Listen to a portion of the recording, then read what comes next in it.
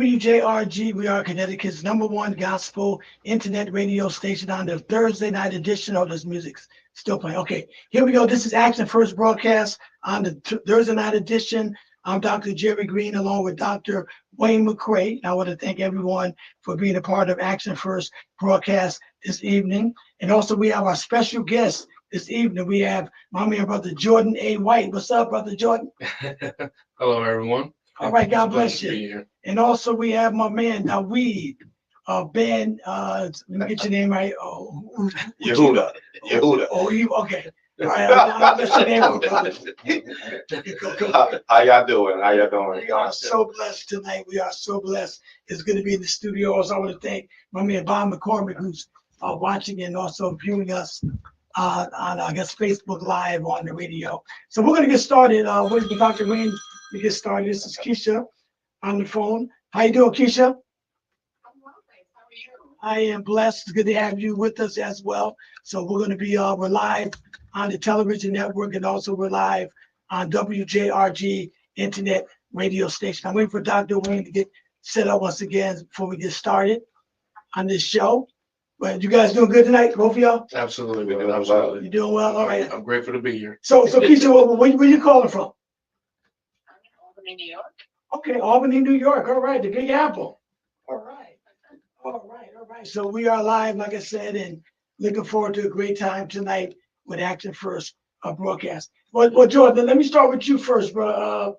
So you grew up in New Haven. What was it like growing up in our great city, man, the Elm City, man? What was it like? It was a very interesting time because a lot of the city, especially at that time, was trying to hold on to the culture, the family village, Okay. Is kind of the message, because I knew my neighbors up the street from me, I knew my street, down the street, and we all kind of knew each other, so we all kind of had that respect amongst each other, so like if I got in trouble, my parents would definitely know about it, so I try not to definitely try not to get in trouble, but a lot of good things have come out of New Haven. And I think it's not always highlighted as such. Sometimes the bad can always be highlighted versus the good. We've had some of the best athletes come out of New Haven, which is pretty impressive. Okay. All right. Well, what about you, brother Daweed? Was you raised in New Haven and everything, or what? I was Okay. raised in New Haven, raised in foster care and group home. Okay. In New Haven. Seen a lot of New Haven, seen a whole lot of good and not so good. What section did you grow up on? I grew up from 5 to 12 in Newellville. Oh, Newark, okay, And in the Ville area. And then I lived on Valley Street, foster care. The group home over there on Valley Street. Okay, so what part of New Haven you use? Muscatine County, so right up the street from Hill House High School. You got it. It's literally right there. In the hill section. It was in the hills. The hill section. Yeah. So, it was bad all over. So yeah. I did some not so good things in the hill. Well, you're still here. That's the main I'm still here. I'm still here. All right. What about you, Keisha? How you doing? Okay, so now are you a native of New York or New Haven or what? I was born in St. Vincent and the Grenadines, so I am not from the U.S., but I migrated here in 1991 and moved to Long Island, and I've been in Albany since 2009. Okay, I don't have your bio in front of me. Tell us a little bit about yourself or what you're into and what you be doing. Well, I was with the New York State Controller's Office during the pandemic. I transitioned to a more aligned and fulfilling career in life coaching. Okay. And just doing the work to build my business and myself and trying to help others on this self-discovery journey. All right. And that's a good thing. So I guess have you ever been to New Haven before though? No? I have. I've visited quite often. Oh, okay. And we are showing me around. It's a beautiful city. Okay. Yeah, we have our good parts of New Haven. Put it like that. All right, so let me move on to Jordan too. Now, Jordan, you chose automotive. You went to automotive school in 2015. So what made you decide to get into automotive? That was always my passion. I work with my hands a lot, Okay. so that was kind of like, it intrigued me with speed. I was always a speedhead. So that I'm like, I like going fast. So I thought cars might be the avenue. I learned from Porter and Chester, and I learned how to, be able to change brakes, Okay. rotors. I mean, I can take a car apart if I want to. You know, so that's kind of the skills that I was given, which is great. But I didn't learn this until later on in my life. So it's a blessing. So I'm appreciative of it. Well, one thing about cars and plumbing and electrician, you're always gonna have a job because Absolutely. people gonna be Absolutely. driving and things like that. So I mean, just to be a part of automotive is always very important. Now, what about you? You're the co-founder of Ujima, right? Yeah. Ujima, the collective. What is this about, man? Let's talk about your organization as well. So, it's so funny because I always allow Keisha to talk about it because she Okay, does she such talk a great about well. I can talk about it too Okay. very well, but she taught me some things not to skip. All right, Keisha, let's talk about the organization, Ujima. You got this. You're really passionate about this project. I would love for you to please share what you feel. Oh, both of them talk about it. Go ahead. So I started off. Ujima means responsibility, community, and responsibility. Okay. So we believe in taking care of the community, and we believe the community being responsible for each other. So Okay. this is something that New Haven lacked a lot Exactly. of really, and it's not just New Haven. This is something that our people lack. We move the way the government want us to move. When they take away something, we scream, we cry, and we ask why. Right. But the why is you. That's right. The Like, look why, in the mirror. right? The why is you. Everything can change, and we can grow, and we can be self-sufficient if we learn how to allow the energy, the money, the knowledge to circulate amongst ourselves. And then when the government take away something, we're not affected because we're taking care of ourselves. So Ujima goal, which how I met Jordan, is saying, hey, listen, and the pastor is allow us to be the middle person.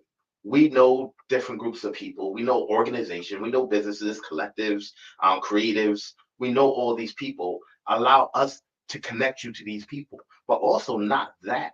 Our goal also is to say, hey, listen, we have money. Let's put in $20 a month and let's help our organization Okay. grow. If we get 100 people $20 a month, that's $2,000. We Right. get 1,000, that's $20,000. Hey, you have a business. Let's hear your plan. Let's figure it out. What you need. Let us help you to grow and to be something. And this two things that happen. You help. Well, a few things that happen. You're helping the business grow, and then also now the community are investors. Yeah, that's right. That's right. Absolutely. And so since the Absolutely. community become investors in your business, they are going to make sure your business thrive because they thrive. They're going to make sure people's not selling drugs in front of that business because it hurts their business. Absolutely. You know, trash is not going to be in front of your business because it looks dirty. It helps it mess up the image. That's right. We want to make sure that we say, hey, let's depend on each other There you go. and not depend on a system that we could never really depend on. So when did this organization start? When did you start it? Keisha? I think it was January, correct? Yes. Started January this year. This year we just started. Okay. All right. I called her in because I don't want to do all this talking. I can cool. talk. Yeah. And also with that, like the reason why we partner with Keisha is because of she has this key to happiness and growth. Okay. Amazing organization in how she want to transform people's lives and how she already even transformed my life in the way I think, the way I see things, my perception, all of that with her being a life coach and really saying, hey, this is how you need to think, this is where you need to go, this is what you can do, and allowing you to see that and allowing that manifestation of what you need to happen. She's amazing. Praise God. So Praise how God. can I not add? Absolutely. Okay. I mean, it sounds like it's a great plan that y'all doing and making it happen. I mean, how can someone get in contact if needed, for your organization? Keisha, how can someone get a hold of your organization, your company, to get involved? Well, website right now, but we are on social media, and they can always contact us through there. So we're working on getting our, like I said, our website and everything up. So at this point, we're just kind of word of mouth, going around and talking to people and seeing who's interested and just trying to infuse some kind of inspiration for people. Like we said, my passion is really about personal development and empowering others to step into their power and into their light. I feel like a lot of people have so much passion that's just been stifled or suppressed, and we're working these jobs that we're really not fulfilled or happy with, just to collect a paycheck, just to survive. And it's time for our people to get out of survival mode and really step into their power and really do what they're meant to do here. And we're here to just reignite that fire in their passions, to turn their passion into purpose, so that their dreams can turn into reality. And we're here to support them, because it's not easy work, and because we're so busy and we're all in the rat race, and again, very much in survival mode, we don't take the time we need to pour into ourselves so we can realize our dreams. And I think it's important. It's such a different experience when we encounter people that are passionate about what they're doing. And I've encountered a lot of people that are miserable in my time of need. So I've encountered people where I was struggling with my mental health and needing support, and running into people that are just there to collect a paycheck. It doesn't feel good. No, it don't.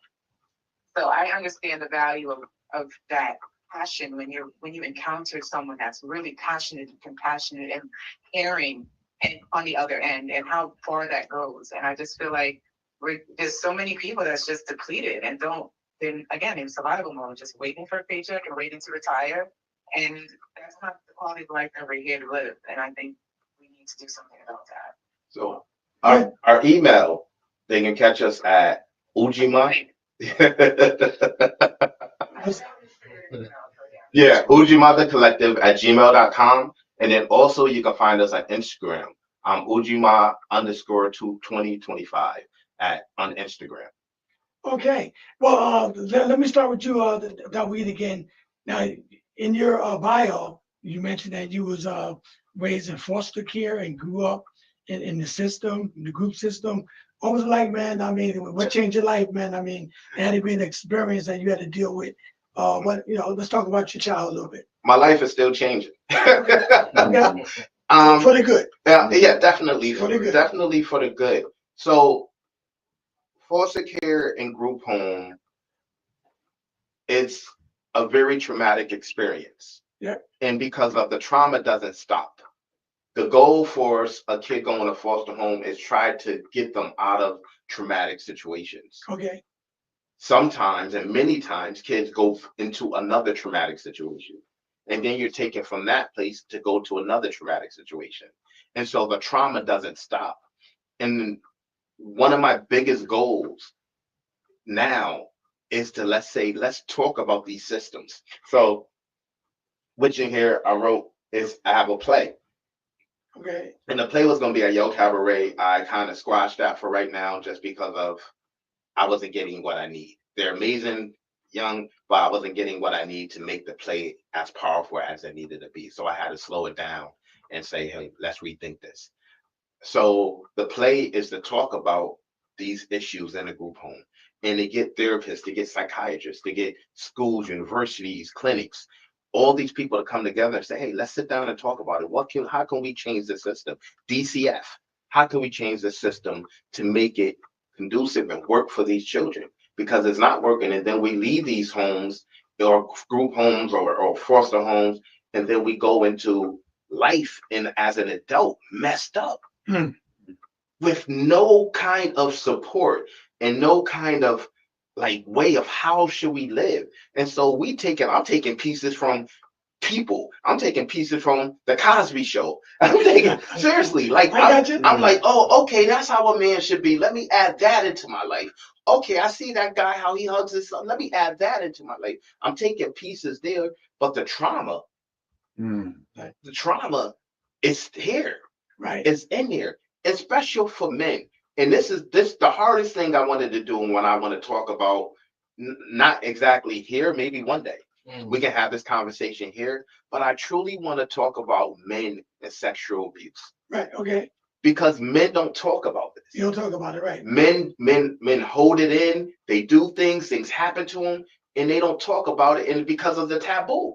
Like nobody want to be cast as this person, whatever, however you want to describe that person. Right. Nobody want to be cast as that, and so we hold it in and we never deal with it. Let's talk about it. Right. Let's get away from making people scared to say, this is what I've been through, or this is what I did.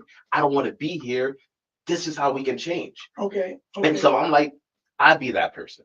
Okay, so basically a lot of your inspiration came from, like you said, watching different things. Absolutely. All right. But what about you, Jordan? Who inspired you growing up? That's He's 30 years old now, but somebody inspired you or gave you inspiration.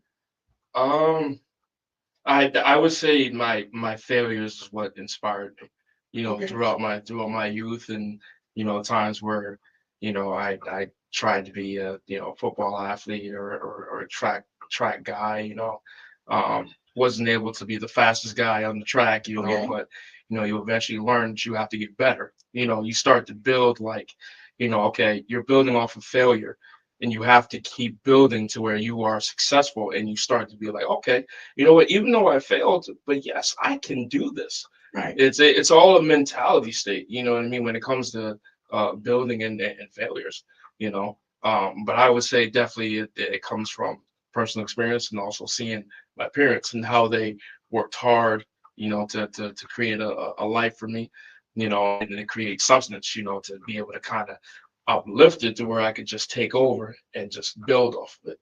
You know Right. what I mean? That's definitely. Well, what about you, Keisha? Who inspired you growing up over the years? Over the years, who inspired me? So my story's pretty interesting because, like a lot of people, I've been in survival mode. Never fully recovering from my traumatic childhood and just trying to figure it out.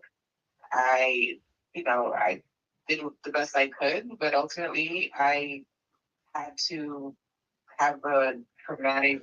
I really, I don't know how to explain it. Like my whole world came crumbling down, and I had to figure out, like, rediscover myself and understand who I am, and like rebuild myself from scratch, and like detach from all the things that I had my identity attached to figure out who I really was, so I can really stand in my purpose. So it's been a personal journey for me, and I found my strengths from within, and I sorted out a lot of other, like, outside supports has helped me to inspire me and to keep me going on this journey, because I didn't really have many people in my immediate circle that was doing this work.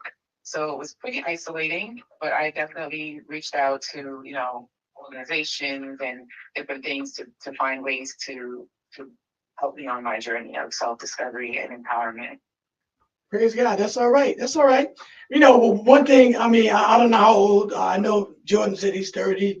He said you're 51. 51, so that's a big age difference between you and myself and Dr. Wayne. I don't know who you are, Keisha, but all of us in life, we're going to experience the hard times and the good times. Absolutely. Right. And I've always learned over the years, what might be a no today, it might be a yes tomorrow or next week. So I never always focus on the negative. I always stay focused on what my vision was, because that's how you're going to achieve. Not on the no's, on the yes, because there's always somebody that God's going to bring your way that's going to help you along your journey. Now, Jordan, you talked about in your bio that you applied. You're a fireman now. You Yes, applied for the fire department in 2017. You said that changed your life. How did that change your life? it did. Being a fireman. So I had no understanding of what a fireman was other than putting out fires. That's it. That was the only thing I knew. But as I started to go up, obviously I became an EMT, and then started What's the EMT? What's that? Emergency medical technician. Oh, So okay, like okay. you're able to give Narcan if you needed to, give oral glucose if their blood sugar is low, Okay. or even give nitro if their blood pressure is way too high and you need to lower it, otherwise they're going to have a very, very bad situation. So as a fireman, there's a lot of things that you learn in the field and a lot of things that you learn in the academy. But the biggest thing that the fire department did that changed my life was giving me perspective of what the actual streets and community looks like, right? Okay. When you grow up in the city and you have that, okay, cool, like, I grew up on this street, I hang out with these guys, so I have an understanding of the streets. But when you actually work in the city and you see it for what it really was, or I'm sorry, what it actually is, you have a different appreciation for it, and you want to do better for it because you see how crazy and chaotic it can be. New Haven has, unfortunately, a lot of a lot of violent crimes, a lot of car thefts, a lot of overdoses. And store owners have a hard time trying to sell product because of the different things that happen in front of their stores that they don't necessarily have control of. Right. And it's sad for the business owners because they're trying to make a living, obviously, just like everybody else. But in the grand scheme of it, I would never take anything back from what I've done so far. There's many different calls I've had to, from, let's say I had to make a rescue in the Sound, you know what I mean, or I had to go on the New Haven Green and give out Narcan. So my first year on the job, I was literally probably about like 3 months in, out of the academy, and we had remember the story came out about over 100 overdoses on the green. Yeah. I was there, literally running around the green, giving Narcan out like it was candy, and just giving it to people all over downtown. Now, It was crazy. which fire department you at? New Haven. So I'm actually at East Grand. Okay. I was downtown for about 5 years. If I could jump in there 1 second, it's something very powerful because when, we talk about the fire department, they be doing more EMT work than anything else, Absolutely. and it's something that just when you have a different perspective for our firefighters, all our first responders, those that are on the front line, because their services never stop while we sleep. They are on call, ready to go to a call, and so they are always on call, So I have the utmost respect for what you do, Jordan. That's and right, bro. God bless you. Appreciate that, bro. We're on the prayer line and we pray for the fire department, police Mhm. department, because you guys' job is more than just a job. It's just serving the community. And some people go, I mean, just like at Pratt, we used to say, you come to work with 10 fingers, you want to go home with 10 fingers. That's how they was when it came to safety. That's how it was when it came to safety. So that's like you guys go to work and you want to go home, right? Exactly. That's the same. Listen, I want to make sure I go home. That's the main thing. So we let me get back with you real fast, and I'll get with Keisha. Now you're doing a 2-man or choreo poem. Am I saying it right? Choreo poem play. Wait, okay, let's talk about that. You're gonna do that or what? So I said I pushed that to the side for now. So I'm still working on it with Yale. Some things with Yale, but I stopped it from doing a play because they wasn't ready. Okay, what was the play gonna be about? The play was about, it's called Exodus of the Bastard Youth. Cool. So I'm a poet. I'm a poet from birth. I'm a poet, and so it's about foster care, my life in foster care and group home, my personal life. So it's me telling my story. In poetry form, and also dialogue, narration, but in poetry form. Okay, Keisha, what keeps you motivated and encouraged in what you're doing? Oh, it's just seeing the changes and the differences I make in people's lives, especially in Dawid. And when I can make these connections with people and inspire them and support them on their journey and do this personal growth work that a lot of people are struggling with. I find that to be the most inspiring and most empowering thing for me, most fulfilling thing for me, like to witness someone's evolution and to contribute to it. It's just a beautiful thing for me. That keeps me going, that keeps me excited, and my own personal growth, right? Because everything that I go through, everything that I've learned on my journey, I want to pay it forward and help anyone I can on their own journey. So that's been my motivation. Okay, good. You gonna say something? Yeah. Keisha. Yeah. Miss Hamilton, what is your email address and your website? Well, I am at hi, like hello, like hi at kthgcoaching.com is my email. And my website is kthgcoaching.com. All right. Now, Keisha, before I let you go, because you still got some more time, what is the one thing you're the most proud of? If you had to pick something that you're the most proud of one of your accomplishments, which one would you say it would be?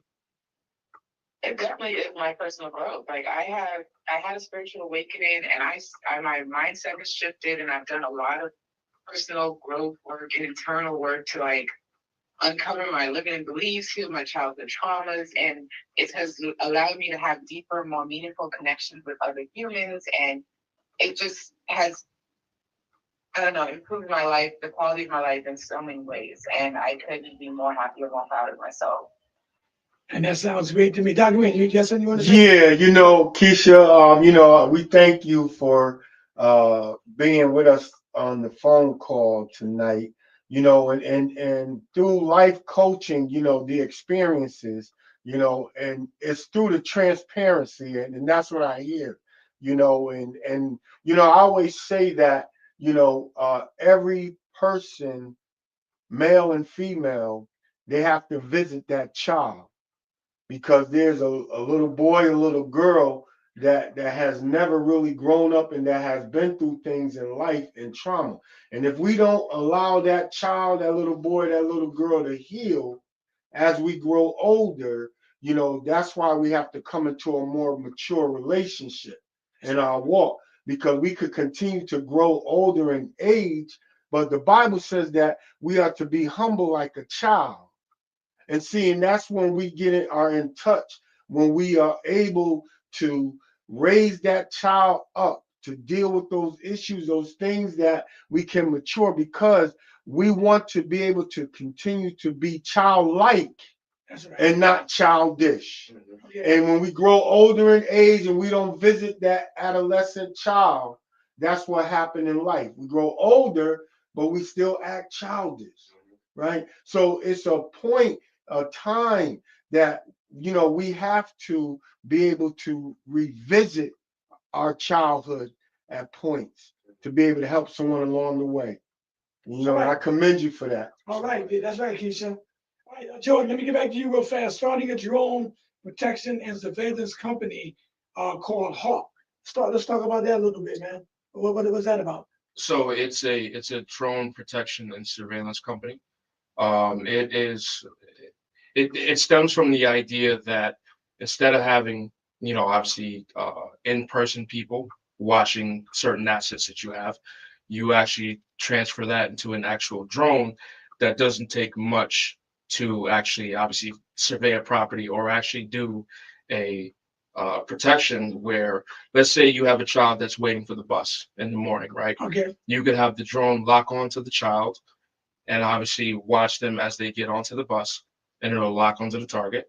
And as the bus moves to the school, it'll still lock on target until he gets into the school. Wow. Once he's in the school, you can end the footage. The person will be able to get a copy of the footage that same day.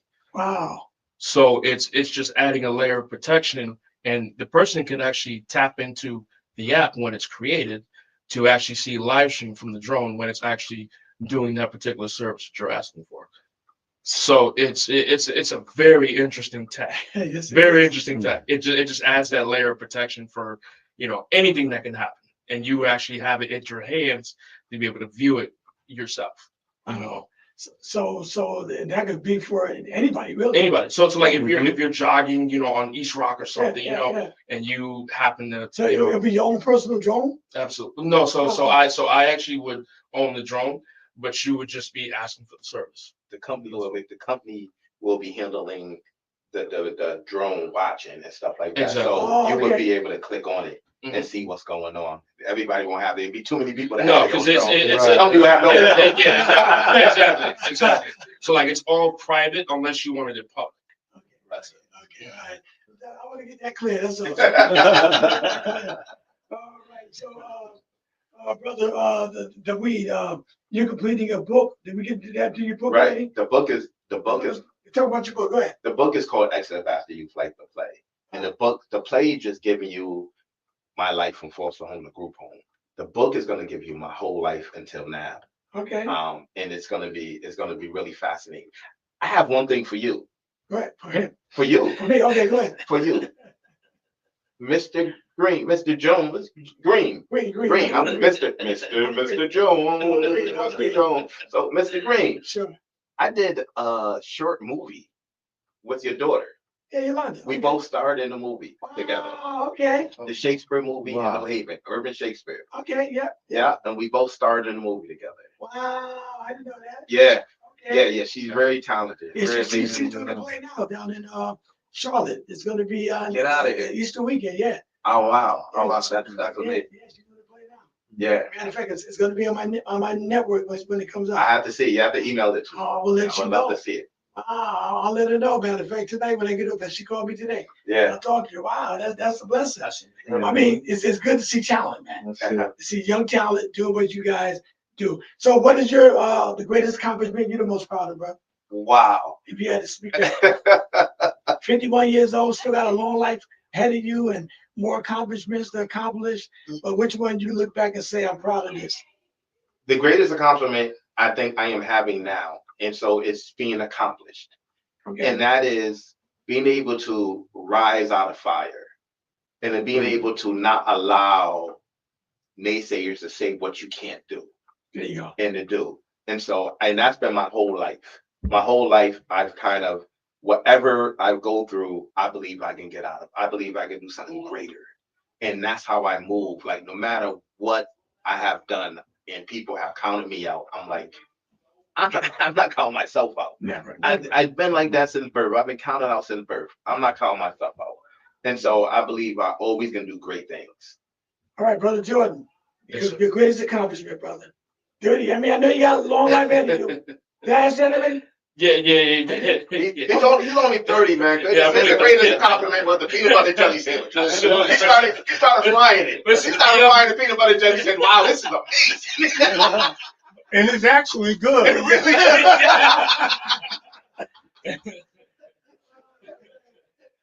So what's the plan for 2025? Any special plans? So his still greatest compliment. He didn't say yeah. Oh, no. I thought I asked him. Go ahead. Oh my. What's your greatest accomplishment, bro? I would say my personal development from where I was 5 years ago. Okay. I would say, because 5 years ago I kind of went on the hunt of like, okay, learn about money, learn what money is, learn what finance is, right? And in that time frame, I started to learn more about the stock market, about real estate. Yep. And as that went on, it started to become easier to understand of like, okay, this is a game necessarily, right? Like when you start learning how money is, it becomes a frequency. Money will start attracting to you, and you didn't even really. You're like, oh wow, really? Like so, I made money here, I made money here, I put investments here, like, and it just starts coming to you, and you're like, wow, this is off of the information that I've been, reading. I looked up Charlie Munger, Warren Buffett, Kathy Woods. So I looked up a lot of good investors, and Right. they give you the sauce for free. It's not you don't have to pay for the stuff anymore. Right. So it's free to to gravitate to. And just off of my growth over the last 5 years, I mean, I've bought a house within that time frame. I bought it just before COVID. That's great. So it's a huge accomplishment, Yes, it is. And then obviously getting to the point of, starting a company that has exponential amount of growth to it, where we don't have to just be in the U.S. Right. for potential services. It's a huge accomplishment. My family is a very hardworking family. We're blue collar workers. We work our ass off. There you go. But I want to be the first one to get into that million realm.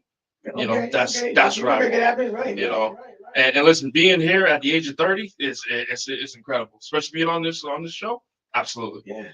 Absolutely. Well, one thing you said about you bought your own property and Mhm. making investments, and that's one of the greatest moves you can make. Because I believe in having your own as well. Like I said, I've been doing radio on this station for 40 years, WIBC, but it's not mine. Okay? And I make it clear to all of them down there as well. Now, when you got your own, you can do what you want to do. Absolutely. I got my own sports show, but I want to do it on my TV network.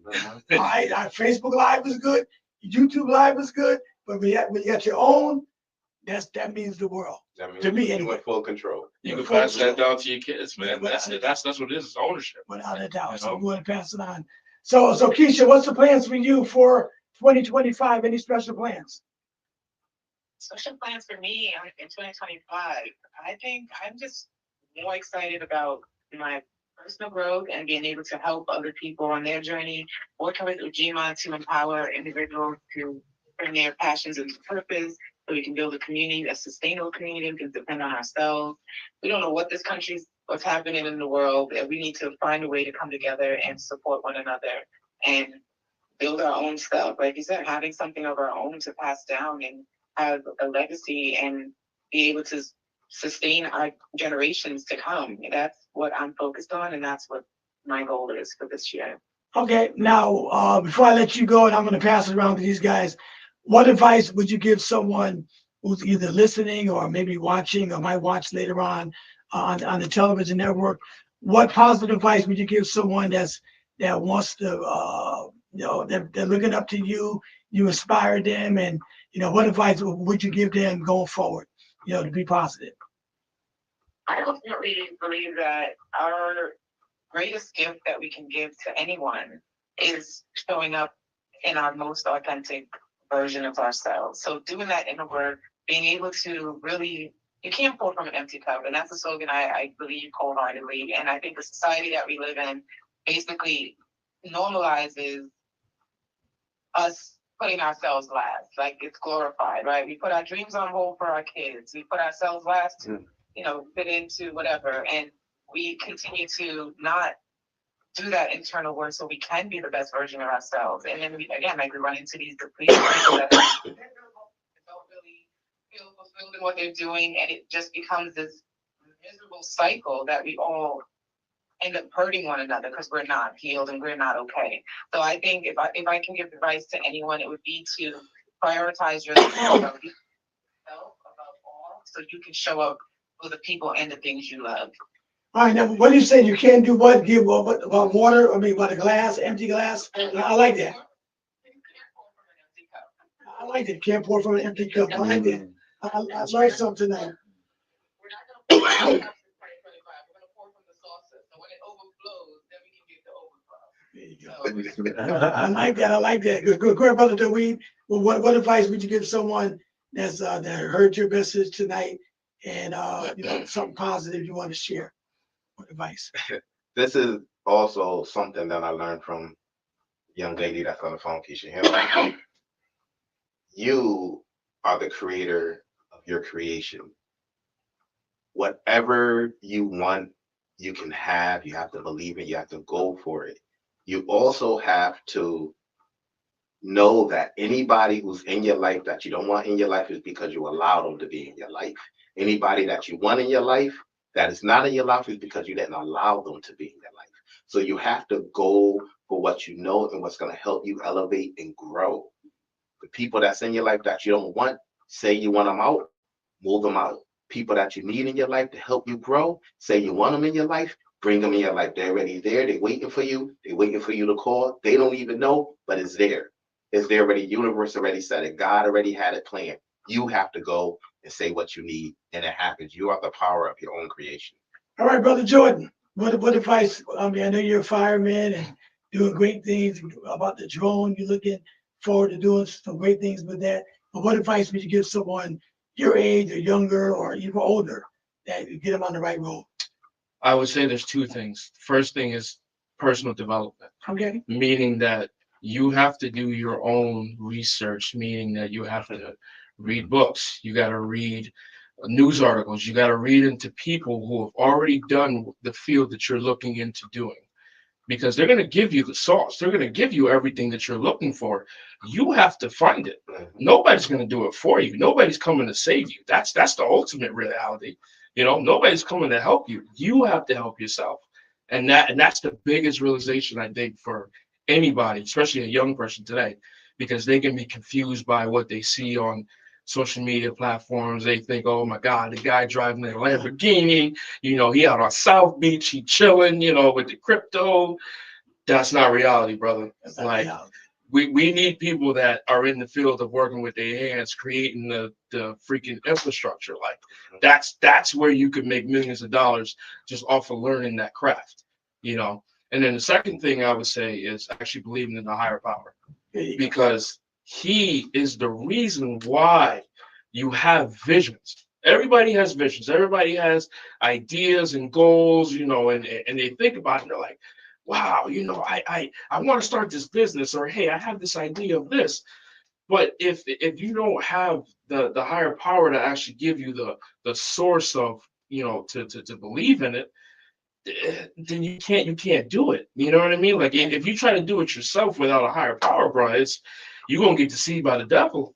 That's right. The devil will come very quickly. That's right. And the fact is that the devil might sound like the Lord if you ain't really paying attention. You're not paying attention. You know what I mean? Like he might pull the wool over your eyes.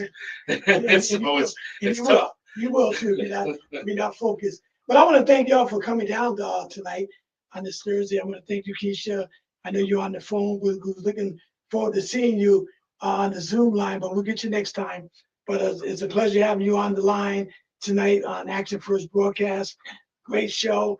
Any final remarks you guys want to say, Dr. Wayne, anything? It's been a pleasure having our special guest. Yeah, well, you know, we're definitely gonna have them back for sure. There's some things that we're working on together. I'm looking forward to as we continue to build and change the narratives in our community, because we value in the village. Come on, somebody. Amen. We're bringing value to the village, Absolutely.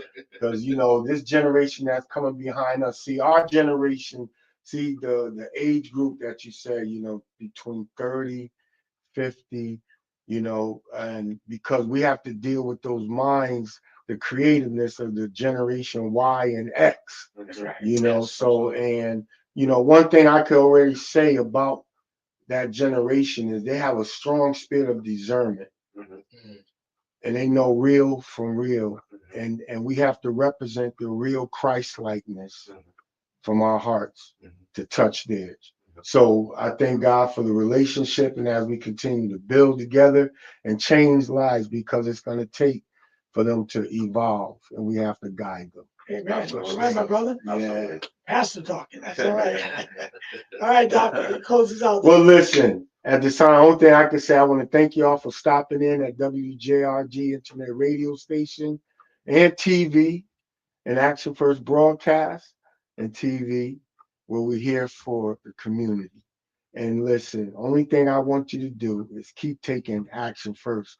And that's how we end the show. So if you can say that with me, say action first. All right. Absolutely. God bless you, right? Thank y'all for having us. Appreciate it. All right, Absolutely. everybody. God